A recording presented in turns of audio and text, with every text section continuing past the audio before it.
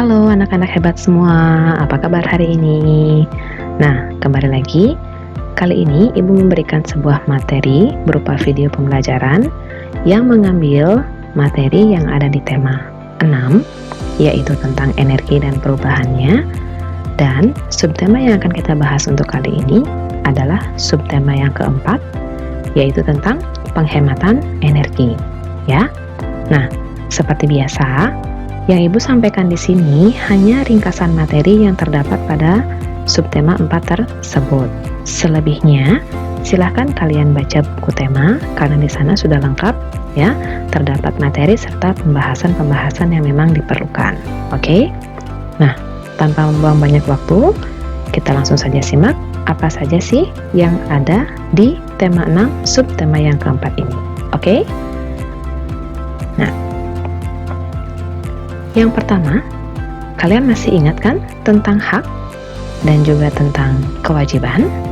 Ya, ini sudah sering kita bahas ya pada subtema-subtema yang sebelumnya. Oke? Nah, mungkin di sini Bu Guru mengingatkan kembali bahwa hak itu adalah ya sesuatu yang kita bisa dapatkan ya. Nah, kaitannya dengan sumber energi bahwa hak kita itu adalah menggunakan sumber-sumber energi untuk memenuhi kebutuhan hidup sehari-hari. Kemudian, kewajiban itu adalah segala sesuatu yang kita laksanakan dan kembali lagi kaitannya dengan sumber energi, yaitu kita harus melestarikan sumber-sumber energi yang ada dan menghemat pemakaian energi. Nah, sesuai dengan subtema yang kita bahas kali ini yaitu penghematan energi.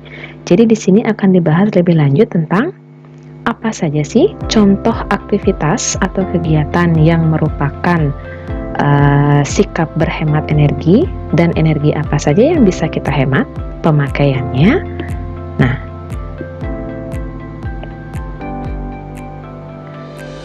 Nah, kaitannya dengan penghematan energi, ya, salah satu tujuan kita untuk menghemat energi pastinya adalah agar ketersediaan energi tersebut bisa kita jaga, ya, selama yang kita bisa. Oke? Nah, kemudian dalam tema ini atau subtema kali ini, sumber-sumber energi yang kita bisa hemat diantaranya itu yang pertama adalah sumber energi BBM atau bahan bakar minyak, sumber energi air, dan juga listrik. Nah, ketiga jenis energi inilah yang akan kita bahas ya. Kegiatan apa saja yang bisa kita lakukan untuk menghemat ketiga bentuk sumber energi yang ada. Oke? Nah, kita langsung saja. Yang pertama adalah cara untuk menghemat energi listrik. Nah, Ibu tidak sebutkan di sini semuanya, tapi hanya sebutkan beberapa saja, ya. Sisanya bisa nanti kalian cari, ya, pada buku atau mungkin bisa dicari pada sumber yang lain yang terkait dengan materi ini. Oke? Nah, kegiatan yang bisa kita lakukan untuk menghemat energi listrik diantaranya yang pertama yaitu adalah mematikan lampu di siang hari. Kemudian yang kedua, mematikan alat-alat elektronik jika tidak digunakan. Kemudian yang ketiga, menggunakan lampu hemat energi. Dan yang keempat, itu adalah menanam pohon. Ya, seperti yang tadi dikatakan, sisanya nanti silahkan kalian cari tahu lagi. Ya, mungkin di sumber lain yang bisa kalian baca atau yang bisa kalian temukan. Kemudian, untuk menghemat energi air, ada beberapa hal juga yang bisa kita lakukan. Yang pertama yaitu adalah menggunakan air seperlunya saja. Yang kedua, mematikan keran air bila tidak digunakan. Dan yang ketiga, tidak membuang sampah di sungai. Kemudian, untuk menghemat energi BBM atau bahan bakar minyak, ya, hal yang bisa kita lakukan itu adalah berjalan kaki jika ke tempat yang jaraknya dekat. Oke, jadi kalau kita ingin pergi ke tempat yang jaraknya tidak terlalu jauh dari tempat kita sekarang, ya, alangkah lebih baiknya jika kita ke tempat tersebut dengan berjalan kaki atau mungkin dengan menggunakan sepeda, ya. Jadi untuk meminimalisir penggunaan BBM atau bahan bakar minyak tersebut, ya. Kemudian yang kedua, memanfaatkan angkutan umum. Nah, tujuan dari penggunaan angkutan umum ini pastinya adalah untuk menekan atau untuk mengurangi penggunaan kendaraan pribadi agar tidak nantinya menyebabkan polusi pasti dan juga bisa menggunakan BBM dalam jumlah yang berlebih. Jadi, angkutan umum bisa dimanfaatkan, ya. Nah, itu adalah beberapa cara untuk menghemat energi, baik itu energi listrik, air, dan BBM. Nah, selanjutnya, sikap hemat energi ini ya merupakan salah satu sikap yang sesuai dengan pengamalan sila Pancasila. Nah, sebagai gambaran ya bahwa ketika kita melakukan sikap hemat, itu berarti kita sudah bersikap adil kepada orang lain. Dalam artian, kaitannya dengan penggunaan energi, kita tidak mengambil energi yang harusnya dipergunakan atau didapatkan oleh orang lain. Ya, jadi kita mendapat apa yang kita dapatkan dan orang lain pun juga sama. Sehingga itulah kita dikatakan bahwa kita sudah berbuat adil. Nah, seperti yang tadi dikatakan bahwa kaitannya dengan sikap hemat itu merupakan salah satu bentuk pengamalan dari sila Pancasila. Tahukah kalian sila yang keberapa? Iya. Jadi sikap hemat ini adalah salah satu pengamalan dari nilai sila Pancasila, yaitu sila yang kelima yang berbunyi keadilan sosial bagi seluruh rakyat Indonesia. Yang lambangnya apa? Oke, tepat sekali, adalah padi dan kapas ya. Jadi ini harus diingatkan bahwa salah satu sikap yang sesuai dengan pengamalan nilai sila kelima itu adalah bersikap hemat ya. Nah, oke. Selain hak dan kewajiban, kemudian juga sikap hemat, dalam pembahasan kali ini juga kita akan membahas yaitu tentang cara menghitung luas. Nah, perlu diketahui bahwa luas itu dimiliki oleh bangun datar. Nah, bangun datar yang kita bahas kali ini itu adalah bangun datar segi 4. Oke. Nah, kemudian untuk menghitung luas ada beberapa cara yang bisa kita lakukan. Yang pertama, itu adalah dengan mengalihkan sisi-sisinya. Nah, anak tahu yang mana yang disebut sisi dari bangun datar? Oke. Ibu di sini akan berikan sebuah gambar. Nah, di sana ada sebuah gambar bangun datar. Nah, inilah yang disebut dengan bangun datar segi 4. Nah, kemudian sebelum kita menghitung luas, kita akan cari tahu dulu yang manakah yang namanya sisi dari bangun datar ini. Kita perhatikan. Oke. Anda bisa perhatikan bagian dari bangun tersebut yang berwarna merah. Nah, bagian pinggir atau bagian dari luar bangun itu semuanya berwarna merah, dan yang berwarna merah itulah yang disebut dengan sisi. Ya. Nah, kenapa itulah dia disebut dengan nama segi 4? Karena sisinya itu ada 4, yaitu sisi atas, sisi samping kanan, sisi bawah, dan sisi samping kiri. Ya, itulah kenapa bangun tersebut dinamakan dengan segi 4. Nah, kemudian bangun segi 4 ini mempunyai sepasang sisi yang sama. Ya, jadi kalau kita perhatikan di gambar ya, antara sisi atas dan sisi bawah itu memiliki panjang yang sama, dan antara sisi kanan dan sisi kiri juga memiliki panjang yang sama. Sehingga untuk menghitung luas, jika kita menggunakan cara yaitu mengalihkan sisi-sisinya, kita cukup menghitung salah satu sisi yang memiliki panjang yang sama. Misalnya, kalian bisa perhatikan di gambar, ibu memberikan warna pada bagian sisi atas dan juga bagian sisi kiri.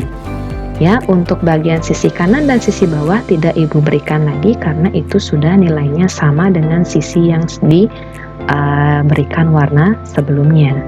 Nah, kemudian untuk menghitung panjang sisi dari bangun ini, kita bisa menghitungnya dengan cara biasa. Nah, kalian perhatikan tanda tangan yang ada di layar, ya. Jadi untuk menghitung sisi, kita hitung satu sisi dulu. Jadi di sini Ibu mulai menghitung bagian sisi yang atas, ya. Jadi bagian yang ditunjuk dengan tanda tangan itu kita, atau di bagian itulah kita memulai untuk menghitungnya. Jadi itu hitungannya 1, kemudian 2, 3, 4, 5, 6. Sehingga sisi atas ini memiliki panjang 6 persegi satuan. Jadi persegi satuan itu merupakan satuan yang kita gunakan untuk menghitung luas dari bangun datar kali ini, ya. Nah, setelah sisi atas kita dapatkan jumlahnya atau panjangnya, sekarang kita hitung sisi yang ke bawah. Sama juga caranya, kita menghitung mulai dari bagian yang ditunjuk dengan tanda tangan, ya. Jadi itu hitungannya 1, 2, 3, 4, 5. Oke, sehingga untuk sisi bawah dia bernilai atau panjangnya adalah 5 persegi satuan. Nah, setelah kalian tahu panjang sisi atas dan panjang sisi bawahnya berapa, kemudian barulah kita tentukan luasnya. Nah, di mana untuk menentukan luas, kita bisa mengalihkan panjang sisi-sisi yang tadi sudah kita hitung, ya, sehingga bisa dituliskan seperti ini. Luas sama dengan sisi kali sisi, sama dengan 6 kali 5, ya. Dimana yang tadi untuk 6 itu adalah mengacu ke panjang sisi atas dari segi 4 tersebut, dan untuk angka 5 itu mengacu ke panjang sisi yang di sebelah kiri, ya, atau sisi yang ke bawah dari segi 4 tersebut. Sehingga 6 kali 5 itu sama dengan 30. Jangan lupa satuannya yaitu persegi satuan, ya. Sehingga bisa kita simpulkan untuk bangun segi 4 yang ada di gambar itu memiliki luas 30 persegi satuan. Bisa kan? Oke, ya. Nah, kemudian cara yang kedua masih kita menghitung luas sebuah bangun datar yaitu segi 4, yaitu bisa kita lakukan dengan menghitung bagian yang ditandai saja, ya. Nah, seperti apakah itu? Sama. Di sini Ibu berikan sebuah gambar segi 4 dan kemudian ada bentuk, ya, yang ditandai dengan warna merah. Ya, jadi kita abaikan yang berwarna putih, jadi kita hanya fokus ke bagian yang berwarna merah. Nah, jika kita menggunakan cara yang tadi, sepertinya itu agak kesulitan untuk kita terapkan pada bagian ini. Sehingga kita bisa menghitung luasnya yaitu dengan menghitung bagian yang diberikan tanda saja, ya. Jadi cara menghitungnya sama seperti yang tadi. Jadi kita mulai, boleh kalian mulai dari bawah atau boleh kalian mulai dari atas, dengan catatan ingatkan agar tidak kembali apa yang tadi sudah dihitung itu dihitung kembali, ya. Nah, di sini Ibu mulai dari tanda atau mulai dari bagian yang atas, bisa diperhatikan tanda tangan di sana, ya. Itu kita hitung atau kita mulai hitung dari 1, 2, 3, 4, 5, 6, 7, 8, 9, 10, 11, 12, 13, 14, ya. bisa kita simpulkan bahwa luas dari bangun yang ditandai dengan warna merah itu adalah berapa? Ada yang tahu? Oke, yaitu adalah 14 persegi satuan. Seperti yang tadi sudah kita hitung ya pastinya. Nah, kemudian satu lagi contoh ya, untuk menghitung luas dari bagian yang ditandai. Nah, kalian bisa lihat gambar yang ada di layar lagi. Oke, di sana ada bagian yang berwarna biru, kemudian yang bagian yang berwarna biru fokus ya ke sana. Kemudian pada bagian yang berwarna biru itu ada yang berbentuk persegi satuan dan ada yang berbentuk segitiga. Kira-kira adakah yang tahu artinya apa? Oke, nah, jadi di sini Ibu tambahkan sedikit keterangan tentang